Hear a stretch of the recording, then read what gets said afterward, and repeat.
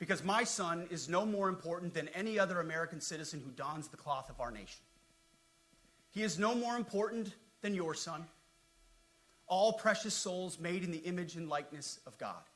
Every parent deserves to know that their son or their daughter that joins our ranks is entering exactly the kind of unit that the Secretary of War would want his son to join.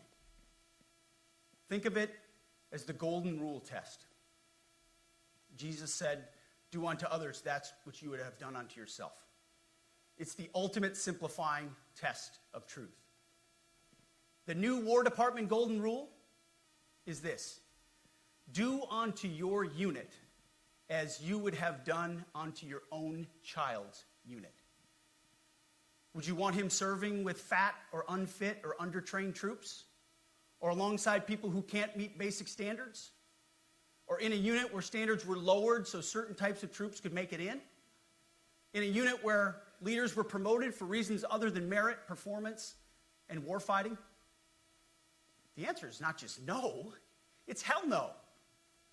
This means at the War Department, first and foremost, we must restore a ruthless, dispassionate, and common sense application of standards. I don't want my son serving alongside troops who are out of shape, or in combat unit with females who can't meet the same combat arms physical standards as men, or troops who are not fully proficient on their assigned weapons, platform, or task, or under a leader who was the first, but not the best. Standards must be uniform, gender neutral, and high. If not, they're not standards. They're just suggestions. Suggestions that get our sons and daughters killed. When it comes to combat arms units, and there are many different stripes across our joint force, the era of politically correct, overly sensitive, don't hurt anyone's feelings leadership ends right now. At every level, either you can meet the standard, either you can do the job, either you are disciplined, fit, and trained, or you are out. And that's why today, at my direction, and this is the first of 10 Department of War directives that are arriving at your commands as we speak and in your inbox. Today, at my direction, each service will ensure that every requirement for every combat MOS, for every designated combat arms position, returns to the highest male standard only. Because this job is life or death. Standards must be met. And not just met, at every level we should seek to exceed the standard, to push the envelope, to compete. It's common sense. And core to who we are and what we do, it should be in our DNA. Today, at my direction, we are also adding a combat field test for combat arms units that must be executable in any environment at any time and with combat equipment. These tests, they'll look familiar. They'll resemble the Army Expert Physical Fitness Assessment or the Marine Corps Combat Fitness Test.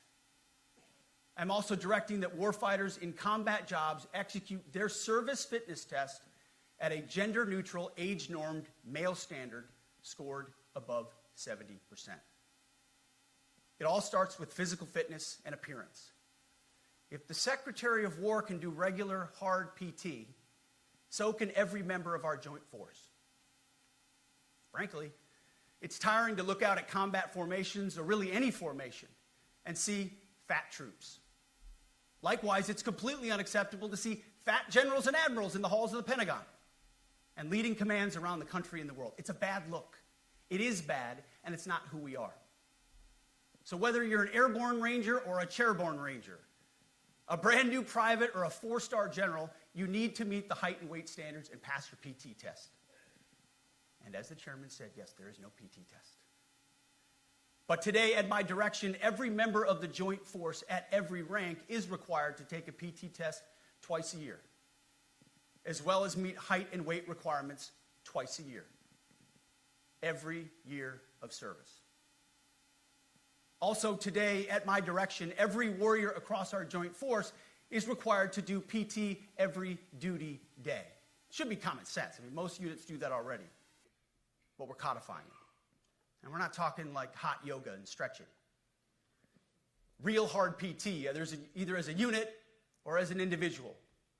At every level, from the Joint Chiefs to everyone in this room to the youngest private, leaders set the standard. And so many of you do this already. Active, guard, and reserve. This also means grooming standards. No more beards, long hair, superficial individual expression. We're going to cut our hair, shave our beards, and adhere to standards. Because it's like the broken windows theory of policing. It's like when you let the small stuff go, the big stuff eventually goes. So you have to address the small stuff. This is on duty, in the field, and in the rear. If you want a beard, you can join Special Forces.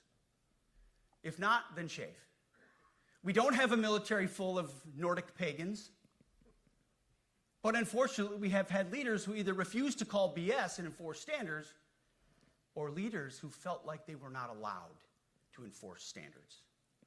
Both are unacceptable. And that's why today, at my direction, the era of unprofessional appearance is over. No more beardos. The era of rampant and ridiculous shaving profiles is done. Simply put, if you do not meet the male-level physical standards for combat positions, cannot pass a PT test, or don't want to shave and look professional, it's time for a new position or a new profession. I sincerely appreciate the proactive efforts the secretaries have already taken in some of those areas, service secretaries. And these directives are intended to simply accelerate those efforts. On the topic of standards, allow me a few words to talk about toxic leaders. Upholding and demanding high standards is not toxic. Enforcing high standards, not toxic leadership. Leading warfighters toward the goals of high, gender-neutral, and uncompromising standards in order to forge a cohesive, formidable, and lethal Department of War is not toxic. It is our duty, consistent with our constitutional oath. Real toxic leadership is endangering subordinates with low standards. Real toxic leadership is promoting people based on immutable characteristics or quotas instead of based on merit. Real toxic leadership is promoting destructive ideologies that are an anathema to the Constitution and the laws of nature and nature's God, as Thomas Jefferson wrote in the Declaration of Independence. The definition of toxic has been turned upside down, and we're correcting that. That's why today, at my direction, we're undertaking a full review of the department's definitions of so-called toxic leadership, bullying, and hazing, to empower leaders to enforce standards without fear of retribution or second-guessing.